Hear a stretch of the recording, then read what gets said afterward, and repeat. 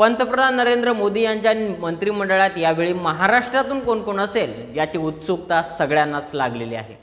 नमस्कार, मी रामेश्वर जामगे आणि तुम्ही पाहत आहात राजमुद्रा न्यूज लाईव्ह। महाराष्ट्रातून कोण कोण मोदींच्या मंत्रिमंडळात जाणार पाहूयात त्या संदर्भातला हा आढावा। पहिलं नाव आहे नितीन गडकरी। नितीन गडकरी 2014 आणि 2019च्या दोन्ही मंत्रिमंडळात सहभागी होते। रस्ते व वाहतूक मंत्रालय त्यांच्याकडे होतं।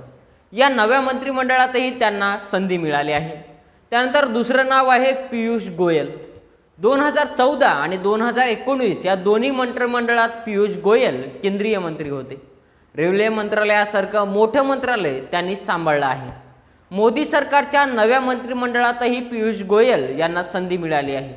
यापूर्वी राज्यसभेतून संसदेत पोहोचणारे पीयूष गोयल यंदा उत्तर मुंबई लोकसभा मतदारसंघातून विजयी होऊन संसदेत पोहोचले आहेत। त्यानंतरचं नाव आहे प्रतापराव जाधव। एकनाथ शिंदे यांच्या शिवसेनेचे बुलढाण्याचे खासदार प्रतापराव जाधव यांची मोदी सरकारमध्ये वर्णी लागली आहे। त्यांना कॅबिनेट मिळेल की राज्यमंत्री पद मिळेल हे अद्याप स्पष्ट नाही। त्यानंतरचं नाव आहे रक्षा खडसे। रावेरच्या खासदार रक्षा खडसे यांना मोदींच्या नव्या मंत्रिमंडळात संधी मिळाली आहे। रक्षा खडसे या माजी महसूल मंत्री एकनाथ खडसे यांच्या सून आहेत। त्यानंतरचं नाव आहे Ramdas Athawale. Republican Party of India Athawale गटचे अध्यक्ष रामदास आठवले यांची नव्या मंत्रिमंडळात वर्णी लागली आहे। आठवले यापूर्वीच्या दोन्ही मोदी सरकारमध्ये राज्यमंत्री होते। त्यानंतरचं नाव आहे मुरलीधर मोहोळ। पुण्याचे पहिल्यांदाच खासदार बनलेले मुरलीधर मोहोळ यंदाही मोदींच्या मंत्रिमंडळात संधी मिळाली आहे। काँग्रेसच्या रवींद्र धंगेकर यांचा पराभव करून ते संसदेत पोहोचले आहेत।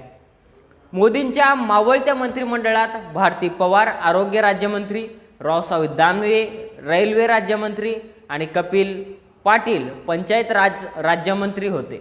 मात्र 2024च्या लोकसभा निवडणुकीत या तिन्ही केंद्रीय मंत्र्यांचा पराभव झाला आहे।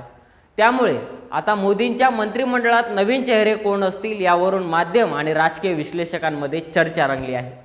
राष्ट्रीय लोकशाही आघाडीचा भाग असणारा एकनाथ शिंदे यांच्या गटाचे 7 खासदार निवडून आले आहेत। अजित पवारांच्या राष्ट्रवादी काँग्रेसचा एकच खासदार निवडून आला असला तरी या पक्षाचे राज्यसभा खासदारही आहेत। त्यामुळे आता मोदींच्या नव्या मंत्रिमंडळात कुणाची वर्णी लागते हे पाहणं महत्त्वाचं आहे।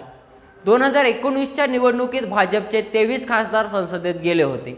यावेळी मात्र महाराष्ट्रात भाजपची चांगलीच पिछेहाट झाली असून राज्यात भाजपचे 9 खासदार यावेळी निवडून आले आहेत। अशीच नवनवीन माहिती पाहण्यासाठी राजमुद्रा न्यूज लाईव्हला सबस्क्राईब करा आणि तुमचे मत कमेंटच्या माध्यमातून कळवा। धन्यवाद।